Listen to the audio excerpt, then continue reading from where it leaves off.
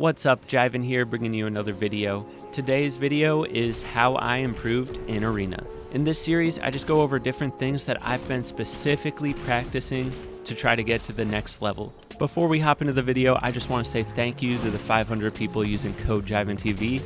If you aren't already using a code in the Fortnite item shop, consider using my code. Now, without further ado, let's hop into this video. So in the last episode of this series, I talked about how peace control and aim were my main focuses, along with some other stuff. And my main focuses are still peace control and aim.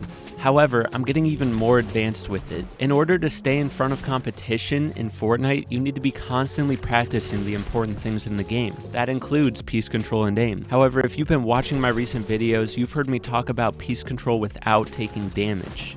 This is going to be the thing that separates pro players from normal players next season. What I mean when I say peace control without taking damage, that means peace controlling from behind cover.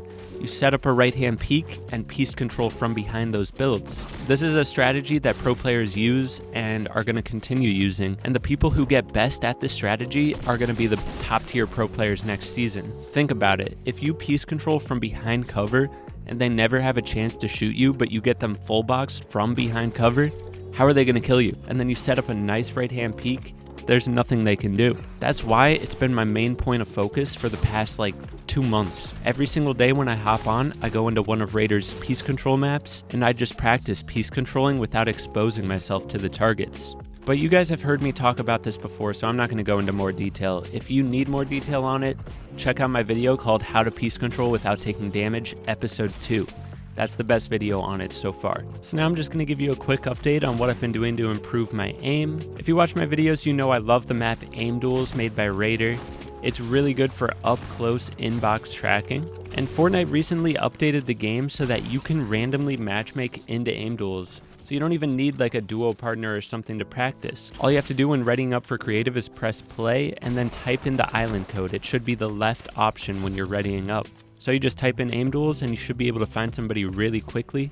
The things I recommend focusing on are trying to line up your crosshair with the opponent.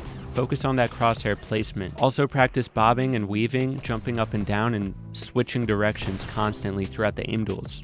And so recently I noticed that I have really good tracking when I'm in Aim Duels. I destroy everybody that I matchmake against.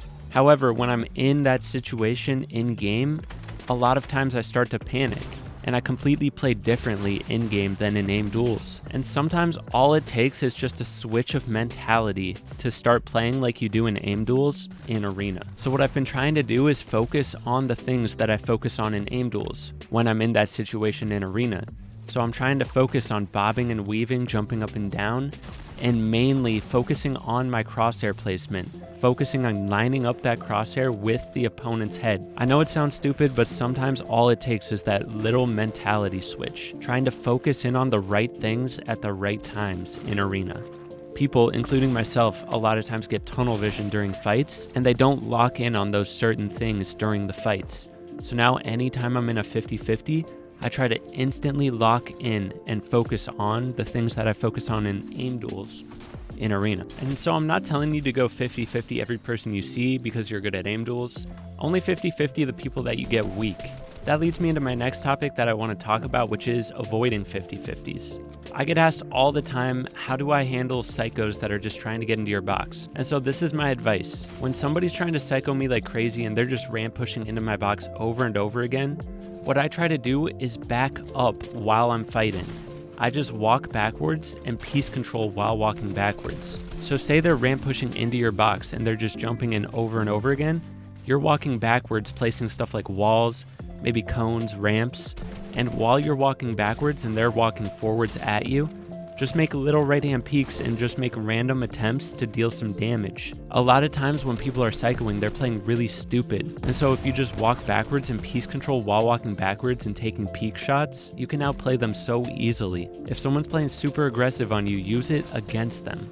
If you don't have a health advantage in a fight, you shouldn't try to 50-50 them. Just take my advice and walk backwards and try to peace control, staying safe, building cover while walking backwards. You'll win a lot more of those fights doing this. Next thing I want to talk about is my movement. I've been practicing ducking behind cover anytime I set up a right-hand peek or when I'm peace controlling. This kind of brings us back to the peace controlling behind cover topic. but this is a little bit different. If you've ever watched me warm up in Raider's Piece Control map or his edit courses, you'll notice anytime I edit a right-hand peek, whether it be a right-hand window peek or a right-hand triangle peek, you'll see me crouch and walk to the left to duck behind the cover before I take my shot. This is a really good habit to get into because you'll be ducking their shot, getting behind cover, and in the perfect place to take your right-hand peek shot. And it's the same thing if you're trying to piece control from behind cover. If you edit a right-hand peek, you want to double check to make sure you're behind cover. And the way I do this is just by crouching and walking to the left anytime I make a right-hand peek edit. I've been practicing this like crazy and it saved me in a lot of situations. Another thing that's been helping me out is VOD reviewing pro play. I'm a very visual learner, so anytime I watch a pro player play, I notice myself picking up new techniques every single time. The other day I spent around 2 hours just VOD reviewing Clix's solo cash cup, and I picked up so many new tricks that I'll probably make a video on later this week. But if you're like me and you learn from watching people play, definitely make sure you're watching top tier players play in Arena and learn from what they do right. For me, it's almost like I learn more from watching people do things right than wrong. I just notice myself naturally picking up tricks from doing this, so if that sounds like you should definitely try it out. Another thing I've been trying to focus on is putting more focus on tracking the opponent during fights. I'm not talking about up close tracking with your AR or SMG, I'm talking about tracking through builds. One of the biggest things I noticed from watching Clix play was just the way he tracked his opponent no matter where they were in a fight or what he was doing. If he was piece controlling, it was like he always knew exactly where his opponent was. As soon as he'd finish a build, his gun would just snap to where the opponent is. And if he's not doing anything, he's just listening for what his opponent is doing and tracking him with his crosshair through the builds. It was almost like he had wall hacks. He was just constantly following his opponent's position. So I'm trying to do more of this while I play Arena. I'm trying to not get distracted by my builds, and I'm trying to more so center in on where the opponent is. One thing about Clix is he's so mechanically gifted that he can just do all the piece control techniques, any retake, whatever it may be, without any hesitation. And the reason I mention this, you need to get to the point where your mechanics are so natural that you can spend more time tracking your opponent than worrying on what you're building. I'm trying to do more of this. Anytime I finish any build, I instantly flick my crosshair to where the opponent is. I'm trying to do this all the time now, just focus entirely on tracking the opponent. Aim is half the game. Sure, piece control is important, but if you can track your opponent and hit all your shots and know what your opponent's doing and read them the entire fight, you're going to be much better off. One last thing I want to talk about is alertness and awareness in game. You need to be alert at all points in the game, making fast decisions. When you're rotating in mid-game, you need to be scanning the area, making sure there's nobody around you. If they get the jump on you, your game is probably going to be over. But if you get the jump on them, you get a free kill. In late game, you need to be making fast decisions, fast looting, fast decisions about rotates. Every second lost is a second lost in your rotate and can put you in a bad position later on in the game. One thing I noticed while watching Clix play is his decisions were so fast. For example, if he saw high ground was vulnerable, he went for it instantly when maybe I would have hesitated for 5 seconds and missed that opportunity. That's one thing that separates a lot of pro players from average players. So you need to be focusing on having alertness at all points in the game and making quick decisions. Anyways, I hope this video helped you out. If you got some tips out of this, be sure to hit that like button, subscribe if you're new, use code JIVENTV in the item shop. I'll see you guys in the next video. Peace!